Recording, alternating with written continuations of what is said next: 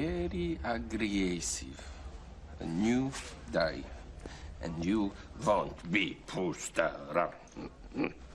Take it down. Hiya. So I thought it was about time I started trying to build something. So here's my frame, although it's obviously in pieces at the moment. Some of it's out, some of it's still in the box. Various screws, a few tools. We'll start off by putting the frame together, see how far we get. So, as I understand it, because I am only learning, I've never done, obviously I've explained this before, never done this before, so I'm a complete and utter newbie. For starters, we take a screw, the four screws there, and they go through these 4 holes there in the centre. 1, 2, 3,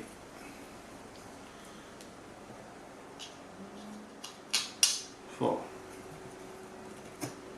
These should match up with these holes here. The holes in these arms should match up with the holes in the frame. That one has got to go like that. That one must go there, like that. Yeah, that one will go there. And that'll go there. And as you understand it, you know you got it right because they're all square. So then this goes on top of there. It's going to sit underneath your boards. That goes on, again lining up with the holes. Then they will go onto these nuts. Only if they need to be finger tight, I would think, for now. Because the next thing is we need to fasten up these holes. Because at the moment,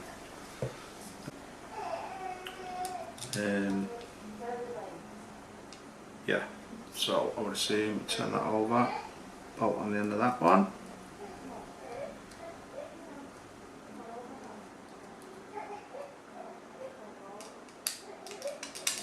And I would guess the same for all of them. What next? Well, I would imagine I would need to fasten those up tight. I guess we use one of these on one side and this on the other side, which is just like a socket really, but a mini one. Just do them nice and tight. I think that's all of them. Yeah, feels nice already. Okay, so you might have noticed it's suddenly got a lot busier here. And the reason for that is I've been doing a lot of reading, and I've got the laptop out, I've got all this stuff out. I've got the flight controller here. It's only sat on top here, it's not fastened down or anything like that. And this is connected to the laptop. This is connected to a piece of software called Betaflight. And the reason I wanted to connect it up at this stage is because I wanted to check which way the motors are supposed to spin, because on a quad, okay, the motors don't spin all the same way. So 2 spin one way and 2 spin the other way. These motors are going to spin anti-clockwise, and these motors are going to spin clockwise. So these motors can be numbered, so it is motor number 1, motor number 2, motor number 3 and motor number 4, and that matches up with Betaflight and matches up with my board because they're labelled on the boards. Signal 1, signal 2, signal 3, signal 4. So as I understand it now, I've got it in the right orientation. You'll notice I've stuck a little arrow here. The next thing I'm going to do is pull all the flight controller back off again, because I'm going to try and fasten the motors down. I'll take the flight controller off and unplug it. That's actually a USB cable. Let's go into the computer. Put that to one side again for a bit, and we can try and tighten up and fasten up one of these motors and see how we do. Let's start with, let's just put these to one side so we know. We'll try and keep them as close as possible so we do hopefully fasten the right one up. But let's start with this one, because it's the closest to me.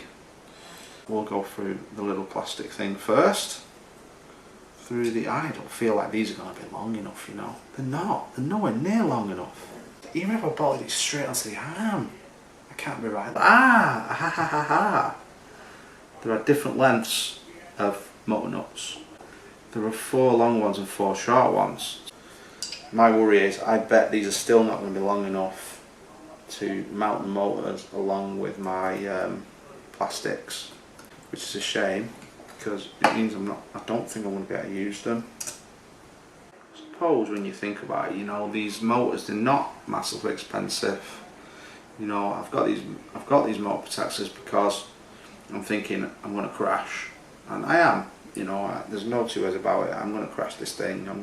It's going to get beaten up a bit. I'll see if I can get some longer ones of these, and if I can mount all the plastics as well as the motors.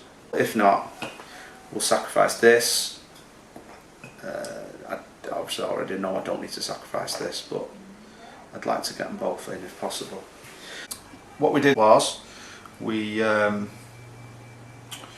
put the 4 screws through the 4 centre holes, and then put the standoffs on. So this would be where the flight controller is going to sit, on here. And then to secure the rest of the arms, we put the nuts through this side and bolts underneath. And I stuck a bit of tape on here so I can tell front from back. I numbered up where the motors are going to be. I connected the flight controller to Betaflight to check the motor numbers first off and which way they need to spin, so that I make sure that I put the right motors on the right arms. I'm just hoping to get these motors on. I've still got these motor protectors, and my problem was because the bolts, nuts, whatever you want to call it, screws to hold the motors on were not going to be long enough for these and the landing gear and the motor. I did have a look today on my lunch for some longer screws, but I couldn't see anything local. I'm going to use these because I think there should be just enough thread to use these on it, but I'm going to sacrifice the landing gear. Let's put this one on first. I'm going to need these longer ones. You don't want too much thread going into the motor because you don't want it touching the, you might not see it in there, but you don't want it touching the motor windings inside, which it would if it went too far. One thing I do want to do before I forget is put some Loctite on these. It smells awesome. Probably just worth a mention there. I don't recommend going around sniffing Loctite or any sort of adhesives. Turn this over, try and make it a little bit easier. Which one is it? Is it that one? Yeah. See if we can find the height. Oh! I'll take a little bit off that, just to make sure there's enough movement for the other ones. But now I've got one in, I'm hoping the other ones will go a little bit easier.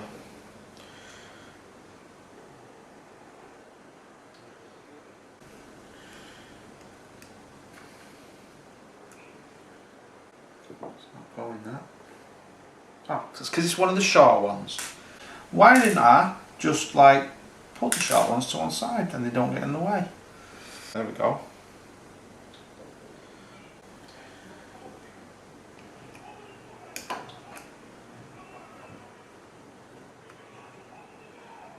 In. Now these are going in easier than expected actually. Expected to have a bit more of a fight with them than that, but what do I know? Well, they've gone on, alright. Let's get them tightened up and hope the Loctite does its job as well. Of course, after a flight or two, I know that's a long time in the future at this stage, but after a flight or two I will check those bolts, nuts, whatever you want to call them, and just make sure that none of them have worked loose. And as long as they haven't, we won't have a problem. Tighten the screw.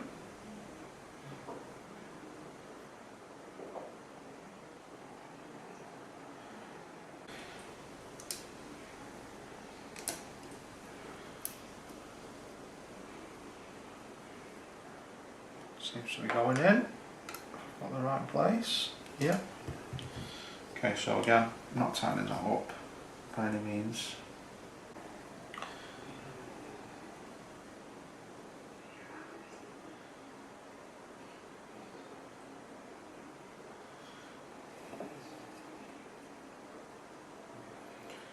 No idea if I'm using too much. I know some of you people will. So if I am using too much, feel free to tell me.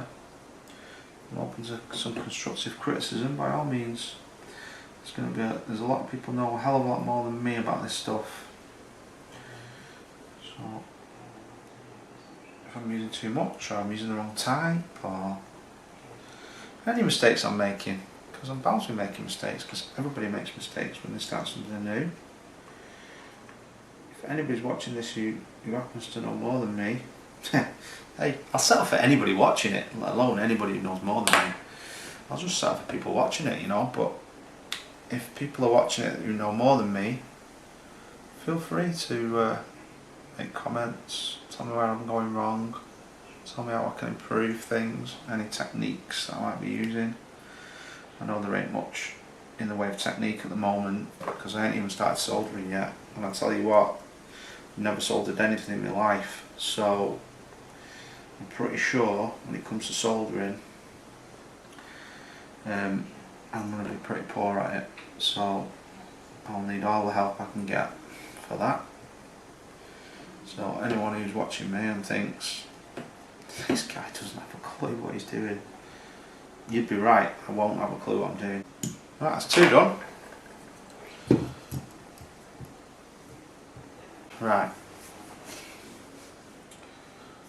this one now, that's it, and she goes. Right, so that is 3 motors done. Right, so let's get the other one on. Turns out I've indeed lost 4 of these black motor screws, so I'm gonna have to use these silver ones. But being a bit of a perfectionist, I just don't want 4 black, 4 black, 4 black, 4 silver. So this is what I'm going to do, okay? We have a bit of a scheme going on here, don't we? Black motor nuts for the clockwise motors and gold motor nuts for the anti-clockwise motors. So I thought, well, okay, what I'm going to do is I'm going to take these 4 out and replace them with the silver ones, and I'm going to use silver here. What we'll end up with is silver ones for the anti-clockwise motors, black ones for the clockwise motors. I'm going to take these out first and replace them with silver ones, and then I'm going to mount that last motor with the silver ones as well. There we go. And then we'll do this last one and we are good. There we are. Tighten them up. 1, 2, 3, 4.